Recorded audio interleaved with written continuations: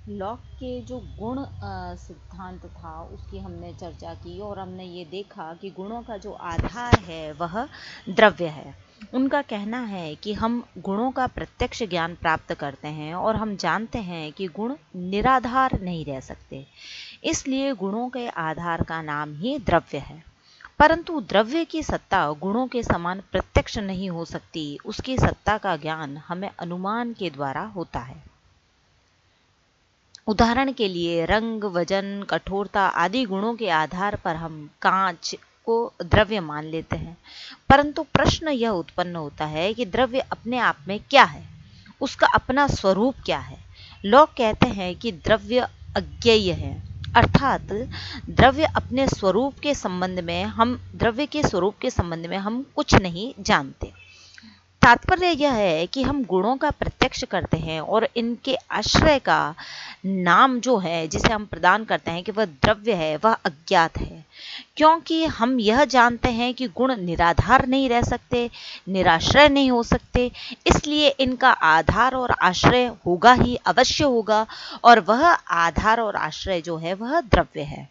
परंतु ये एक कल्पना जैसी बात लगती है, या इस ऐसा लगता है हम केवल संज्ञा उसे दे रहे हैं जिसके स्पष्ट धर्म की हमें कभी प्राप्ति ही नहीं होगी, कभी उपलब्धि ही नहीं होगी।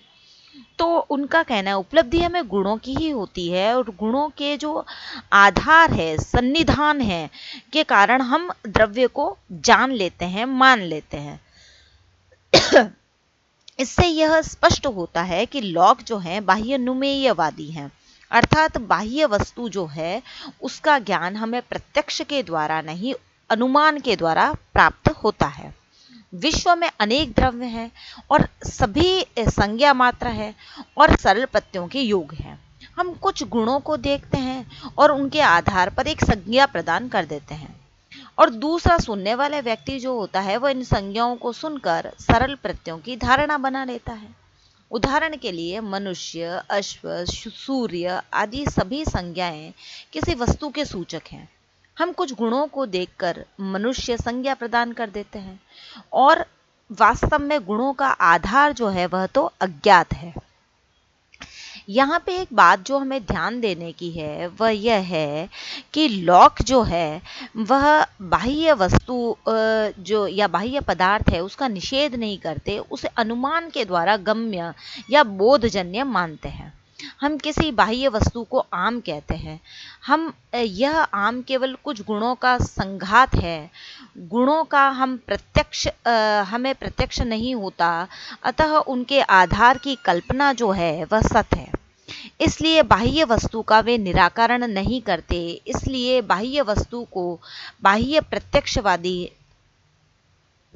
नहीं माना गया है, क्योंकि उनके अनुसार बाह्य वस्तु का हमें प्रत्यक्ष नहीं होता, प्रत्यक्ष तो गुणों का होता है।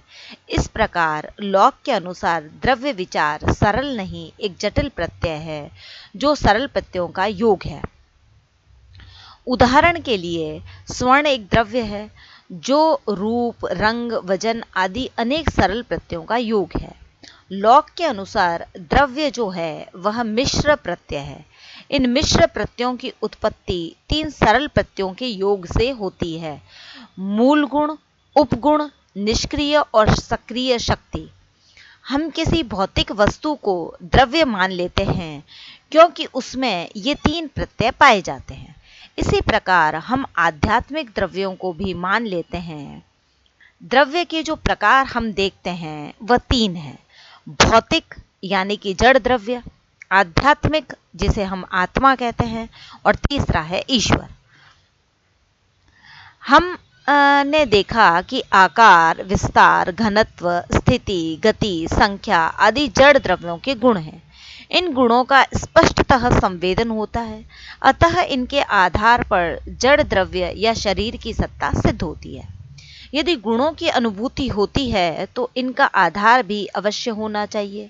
इसी प्रकार सोचने समझने का आधार भी अवश्य होना चाहिए, क्योंकि इन गुणों का स्पष्ट अनुभव करते हैं, अर्थात इन गुणों का हमें संवेदन होता है। इससे सिद्ध होता है कि इन गुणों का आधार आध्यात्मिक द्रव्य या आत्मा अवश्य होगी। जिस प्रकार शरीर द्रव्य का गुण विस्तार है, उसी प्रकार आत्मा द्रव्य का गुण विचार है। विचार और विस्तार का हमें स्पष्ट अनुभव होता है, अतः इनके आधार भी अवश्य होंगे, परंतु जड़ और चेतन के निजी स्वरूप का हमें पता नहीं होता।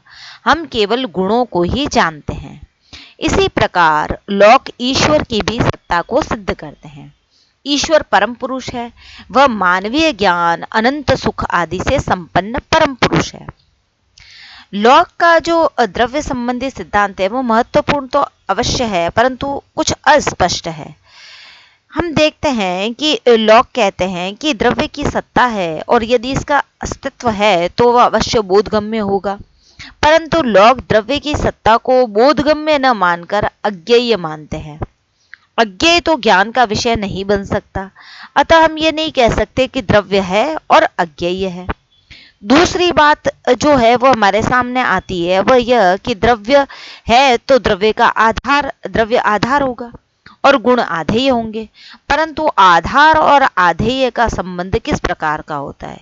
यदि गुण द्रव्य के धर्म हैं तो द्रव्य धर्मी है, परंतु धर्म और धर्मी के संबंध पर लौक विचार नहीं करते। और तीसरी बात जो हमारे सामने आती है कि जिसकी सत्ता के संबंध में कुछ भी ज्ञान हम जानते नहीं हैं, अर्थात जो अज्ञेय है, उसका प्रकार बताना कहाँ तक उचित है। जिसके बारे में हम कुछ जानते नहीं, उसका वर्गीकरण हम कैसे कर सकते हैं?